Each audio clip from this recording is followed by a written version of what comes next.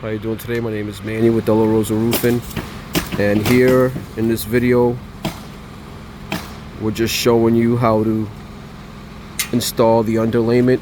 This is the ice and water. You overlap it 5 to 6 inches.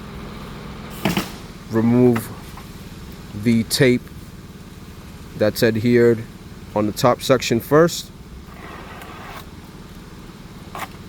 Cut it to its sizing to the end, and there you got it.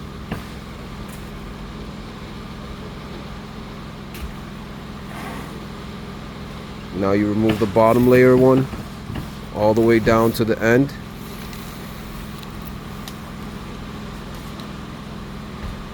This is a very sticky underlayment from GAF, which we're certified and licensed to use this product.